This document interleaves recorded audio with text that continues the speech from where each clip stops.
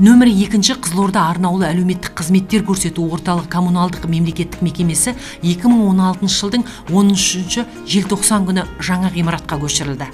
Орталықтың негізгі мақсаты Қазақстан Республикасының заңнамасына сәйкес стационарлық және жартылай стационарлық үлгідегі арнаулы әлеуметтік қызметтер көрсету. 18 жастан асқан психоневрологиялық ауытқушылығы бар 1-2 топтағы қызмет алушыларды қабылдау және олардың ауруларын, жағдайының ауырлығын, жасын ескере отырып орналастыру.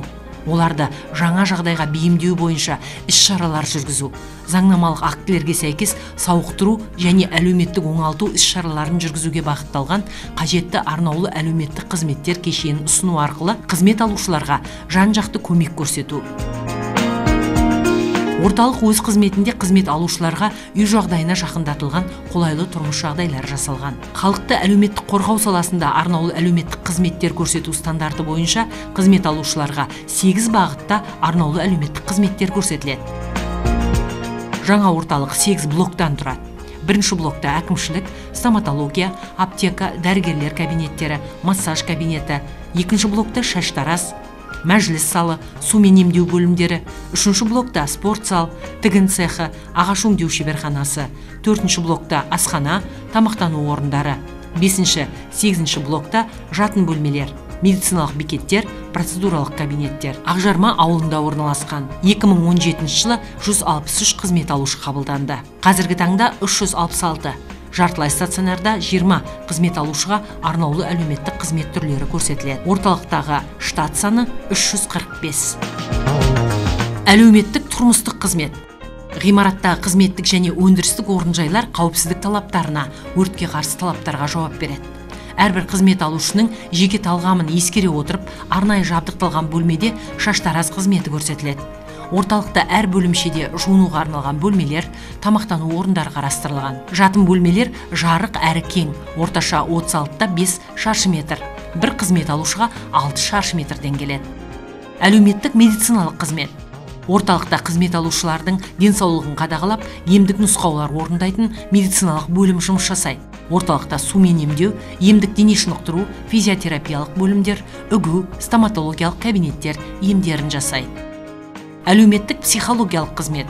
Қызмет алушылардан алынған ақпараттармен туындаған әлеуметтік психологиялық проблемаларды онымен талқылау негізінде психологиялық кеңес беру жұмысы жүргізіледі. Қызмет алушыларға дереу психологиялық консультация беру, дағдарыс жағдайынан шығу үшін олардың физикалық, рухани, тұлғалық, зияткерлік ресурстарын жұмылдыру, туындаған проблемаларды өздігінен шешу және қиындықтарды жеңуге бағытталған. Белсенді психологиялық ықпал ретінде психологиялық түзету және топтық тренингтер ұйымдастырылады. Қызмет алушыларға өзара қолдау топтарында, қарым-қатынас клубтарында тәрбиелік сабақ жүргізіледі. Орталықта сенсорлық кабинет ашылып жабдықталған. Әлеуметтік педагогикалық қызмет. Дефектолог маман өзіне өзі қызмет көрсету дағдыларын, жеке гигиена, тұрмыста және қоғамдық орындарында өзін өзі ұстауды, өзін өзі бақылауды, қарым-қатынас жасау және тыныс-тіршіліктің басқа да нысандарын қалыптастыруға бағытталған жоспарға сәйкес қызмет алушыларды тұрмыстық бағдарлау және қол еңбегі дағдыларының негіздеріне үйретеді. Мекемеде дефектолог, музыка мұғалімі, дене шынықтыру мұғалімі жұмыс жасайды. Қызмет алушылар арасында волейбол, үстел теннисі, футбол, шахмат үйірмелері бар. Әлеуметтік еңбек қызметі.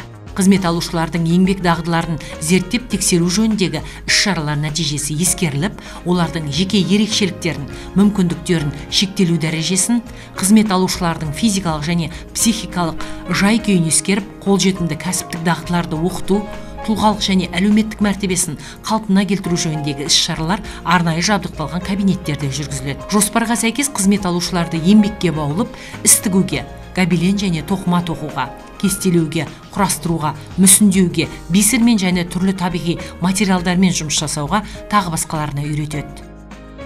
Әлеуметтік мәдени қызмет. Орталықта ән, би үйірмелері бар. Қызмет алушылардың қатысуымен мерекелік іс-шаралар ұйымдастырылады. Ай сайын туған күндері атап өтіледі.